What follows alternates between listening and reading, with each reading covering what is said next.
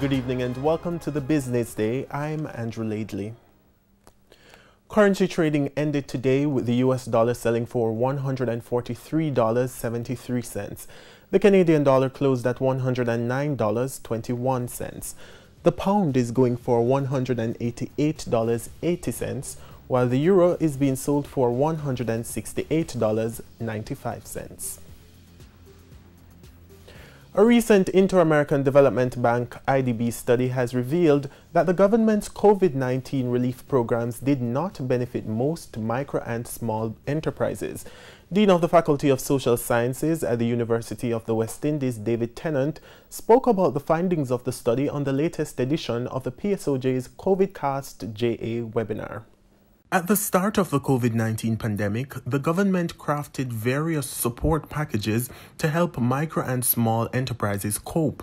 Some of these packages included small business grants, tourism grants, small farmer grants, set and best cash grants, among others. But a recent poll of small businesses revealed that the grants didn't help those they were intended for. 87% of our sample was micro and small firms. Yes, 87% of them, and a quarter of them did not believe that the small business grant applied to them. So you have to start to question, why is it so? Why is it that the grant, which was targeted to precisely these people, persons didn't think that it was applicable to them? And we started to break down the results. Some respondents indicated that they were ruled out because of the requirement that the beneficiaries have employees. Some respondents indicated they didn't apply for the grant because they hadn't filed taxes in the financial year.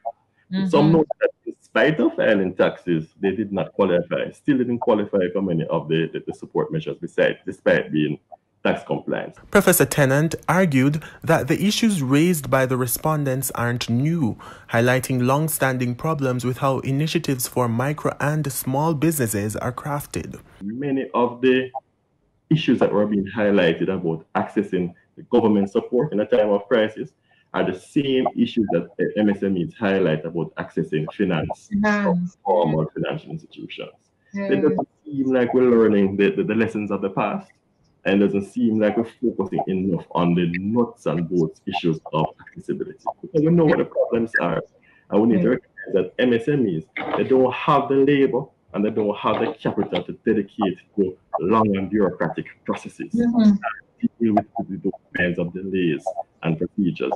So these are some of the nuts and bolts issues that need to be explored. He noted that many of the businesses complained about bureaucratic processes which prevented them from accessing the support. The persons pointed to the difficulties in applying to the program through the website, the length of time taken for approval. And you bear in mind that these grants are supposed to help you in a period of crisis, right? So the need for the support is supposed to be urgent. There were perceptions that the system for making the payments was chaotic, onerous requirements for accessing the grants, and persons particularly the need to provide financial statements and the lack of information about the forms required in the application process. Aside from the tedious application process, most of the small businesses complained that the grants weren't adequate to provide the kind of financial support they needed.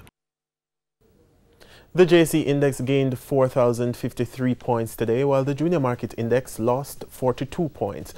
Among the winners were Consolidated Bakeries, Stationery and Office Supplies, Portland JSX, Berger Paints, and Mayberry Jamaican Equities. Now on the losing side were Cargo Handlers, Epley Caribbean Property Fund, SCC, Fosrich, Access Financial Services, and Tropical Battery. And that's the Business Day. I'm Andrew Laidley. Good evening.